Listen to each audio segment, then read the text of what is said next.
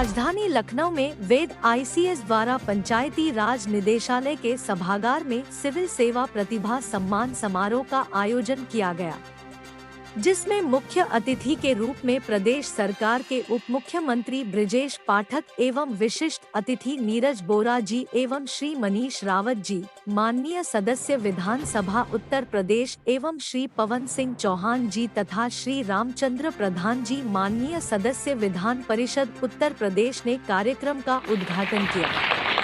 संस्थान के निदेशक डॉक्टर प्रत्युष मणि त्रिपाठी ने जानकारी दी कि संस्थान से गत 3 दशक में IAS में 625, PCS में 1700 एवं न्यायिक सेवा में 350 अभ्यर्थी चयनित हुए हैं तथा कोविड-19 महामारी के कारण 3 वर्षों के अंतराल पर यह सम्मान समारोह आयोजित किया गया,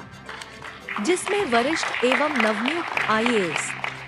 PCS एवं न्यायिक सेवा के अधिकारियों और उनके परिजनों को सम्मानित किया गया। इस कार्यक्रम में उत्तर प्रदेश सरकार के पूर्व मुख्य सचिव श्री आलोक रंजन IAS ने सिविल एवं न्यायिक सेवा के अधिकारियों को संबोधित करते हुए शुभकामनाएं दी और उन्हें लोकहित में कार्य करते रहने के लिए प्रेरित किया, सदैव तत्पर रहने के लिए प्रेरित किया। संस्थान के निदेशक डॉक्टर प्रत्युष मणि त्रिपाठी ने सिविल एवं न्यायिक सेवा में बड़ी संख्या में महिला अभ्यर्थियों के चयन पर हार्दिक पात्रता व्यक्त करते हुए इसे महिला शक्तिकरण का एक अनुपम उदाहरण बताया। कार्यक्रम में उपस्थित अभिभावकों ने संस्था के प्रति आभार व्यक्त किया और कहा कि संस्था लगातार अपनी मेहनत के दम पर युवाओं को सफलता के लिए प्रेरित कर रही है और लगातार समाज के लिए काम करते रहते हैं। और जिनको पास जैसे बताया कि पैसे का अभाव में भी किसी की पढ़ाई न रुके, इस पर भी काम करते रहते हैं। तो मैं वो साधुवाद देता हूँ। और आज में जितने भी बहुत सारे IAS, PCS और IPS एंड कुछ बच्चे मैं देख रहा था जिसमें मजिस्ट्रेट भी है जो जुडिशरी क्षेत्र से आए हुए हैं, सबको एक बताया गया कि और क्या कैसे करें। आलोक रंजन भी अच्छे से बात कर रहे थे, त्रिपाठी भी बात कर रहे थे, अभी बात कर रहे थे कि हम लोग सेवक बन के आते हैं तो हमारे दिमाग में कहीं भौकाल ना आ जाए। हो जाता कि हम लोग आते ही जॉब ही शुरुआत ही करते भौकाल से, तो इसलिए हमारे दिमाग कहीं ना कहीं रहता हम ये कर लेंगे तो ऐसा हो जाएगा। लेकिन जो व्यक्ति डाउन टू अर्थ ज़मीन पर रह करके काम करेगा, सरल सहज बहुत काम करेगा, वो अच्छा अधिकारी बनेगा और अपनी नौकरी का, अपनी जॉब का एंजॉय भी करेगा। मुझको लगता है कि इससे बड़ी कोई समाज सेवा नहीं हो सकती कि भगवान ने आपको बड़ी जिम्मेदारी सौंपी है, उस जिम्मेदारी को अपनी जिम्मेदारी समझते हुए अगर समाज के लिए काम करेंगे तो बड़ा अच्छा रहेगा। मैं प्रिंट मीडिया और जो हमारी इलेक्ट्रॉनिक मीडिया है उनको बधाई देता हूँ कि आप लोग इस तरह के प्रोग्राम कवरेज करते रहते हैं, तो आपको भी साधुवाद देता हूँ। उम्मीद करता हूँ जो आज जितने यहाँ पर पुरस्कार मिला उनको, और कुछ बच्चे देखे नौ प्रवेशी बच्चे हैं जो अपनी तैयारी कर रहे हैं, उससे मैंने सीधा शब्द में बुलाया कि ठीक है, सक्सेस मिलती है तो सो फार सो गुड, नहीं मिलती तो भगवान ने आपको दूसरे काम के लिए तैयार कर रखा है। वो आपकी कुर्सी, वो आपका उद्यम आपका इंतजार कर रहा है, वहाँ पर जाएँ, हताश न हो, निराश न हो, अपनी ज़िंदगी को अच्छी से कैसे ज़िंदगी जी सके, अच्छे से अच्छे इंसान बन सके, उस पर काम करें। उम्मीद करता हूँ कि आज जितने बच्चे को सम्मानित किया गया और जो आने वाले दिन हैं उसमें बच्चों को सम्मानित किया जाएगा। और कुछ पुराने अधिकारी भी आए हैं जो अलग अलग जगहों पर पोस्टेड हैं, वो भी बड़े मन अच्छे से काम कर रहे हैं, उनको भी सम्मानित किया जा रहा है। आज का कार्यक्रम हमारे संस्थान में ये प्रतिवर्ष होने वाला आयोजन है, जो कि कोविड महामारी के कारण पिछले 3 वर्षों से स्थगित रहा और इसलिए इस बार का कार्यक्रम थोड़ा बड़े स्तर पर हुआ, जिसमें हमारे IAS, PCS और न्यायिक सेवा के जो चयनित अधिकारी हैं, हमने उनको और उनके परिवार के सदस्यों को यहाँ बुलाकर आमंत्रित किया और इसमें ये प्रयास किया कि जो हमारे समाज में आर्थिक रूप से, सामाजिक रूप से, शैक्षणिक रूप से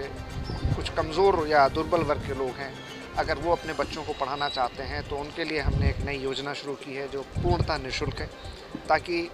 हमारे देश प्रदेश का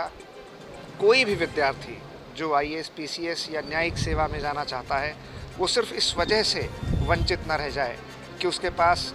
संसाधनों की कमी है या उसको उचित मार्गदर्शन नहीं मिल पाया। और इसलिए हमने इस कार्यक्रम में माननीय उप मुख्यमंत्री श्री ब्रिजेश पाठक जी को आमंत्रित किया, हमारे विधान परिषद के सदस्य माननीय श्री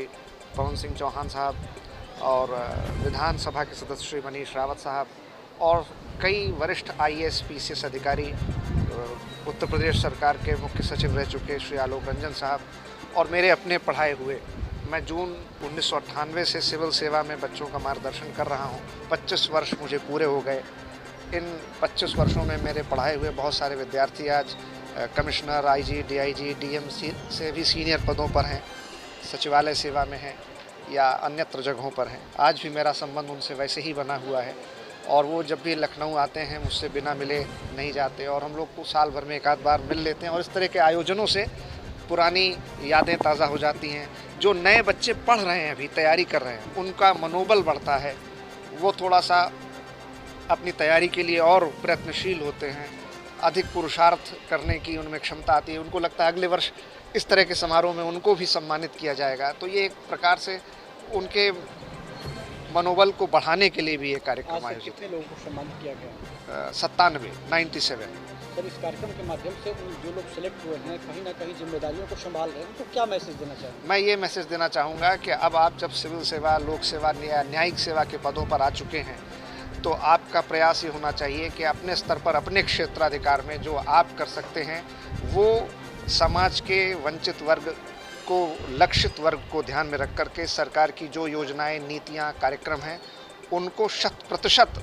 लागू करें। उसमें ईमानदारी के साथ अगर आप काम करेंगे तो बहुत सारे लोगों का जीवन आप बदल सकते हैं और उनके जीवन को बदलने में अगर आपका लेश मात्र भी योगदान है तो आपने समाज के सामाजिक, आर्थिक उत्थान और कल्याण के लिए बहुत बड़ा काम किया है। सरकार अकेले केवल योजनाओं और नीतियों के बल पर काम नहीं करती जब तक उनका धरातल पर, यथार्थ के धरातल पर क्रियान्वयन उचित ढंग से ना हो। और क्रियान्वयन करने के लिए यही सरकार की भुजाएं हैं, यही सरकार के अंग हैं जो ज़मीन के स्तर पर सरकार की योजनाओं और नीतियों को लागू करते हैं।